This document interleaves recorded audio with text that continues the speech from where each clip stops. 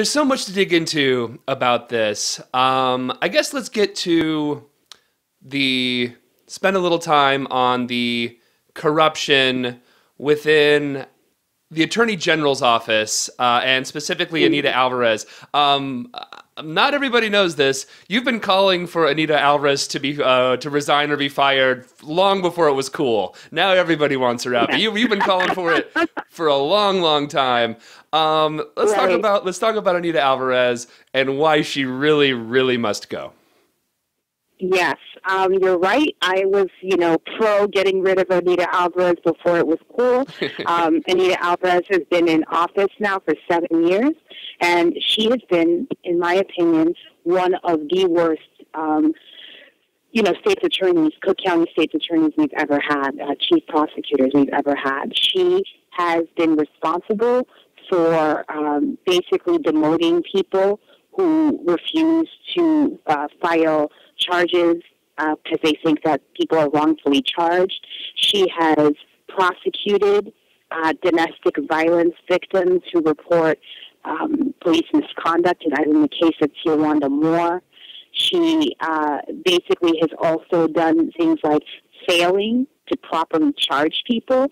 In the case of Dante Servant, who killed Rakia Boyd in 2012, it took many, many, many days, in the same way that we can just see what happened with the Officer Van Dyke and the 400 days that it took before she filed charges against him.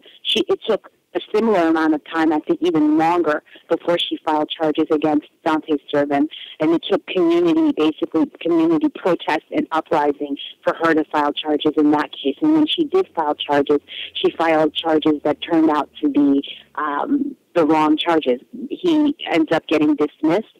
He ends up getting acquitted by a judge in Cook County on April 20th, and the judge says at the time that the Cook County state's attorney should have filed first-degree murder charges or second-degree murder charges, that the charges that were actually filed that were, I think, involuntary or voluntary manslaughter were actually not proven by the case.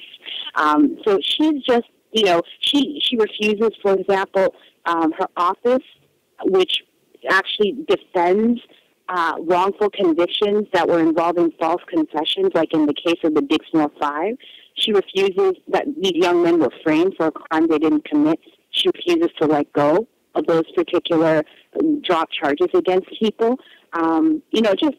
She's basically responsible in many ways for the hyper-incarceration of black people in Cook County. If you go to the Cook County jail, you see who's behind bars there waiting to basically be processed through the system, and it's overwhelmingly black people, and she's very much responsible for that machine. She has a huge part to play in that. So I think people are now coming around to seeing just how egregious she is in mischarging, overcharging, being vindictive.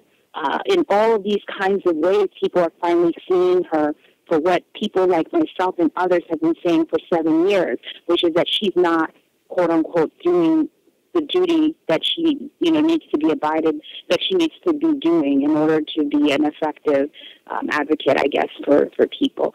But other people see her job as a prosecutor as that's actually her job. This is what she does.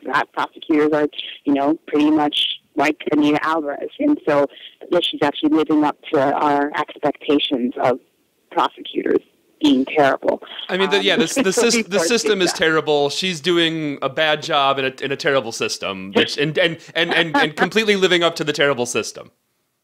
That's right. Yeah. That's right. She's living up to that system. So I think now more and more people have come out calling for her to be, to resign. Cook County, just yesterday, Cook County Board President Tony Preckwinkle came out and called for her resignation.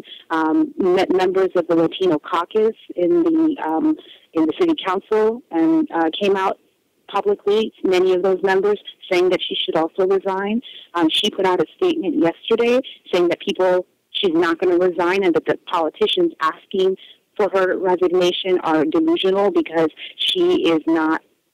She's not impacted by the whims of political, the winds of political change, or I forgot how she put it, but basically she's not, she's not a creature of politics, which is ridiculous. She's an elected official. Of course she is a creature of politics. So she says that she's not going. But we're lucky, actually, in some ways, because in March of 2016 are the primaries, and she's up for election at that point. She's saying she's going to run again. She's got right now 2 very strong challengers in the Democratic Party, and so there's a lot of hope that she won't be reelected again.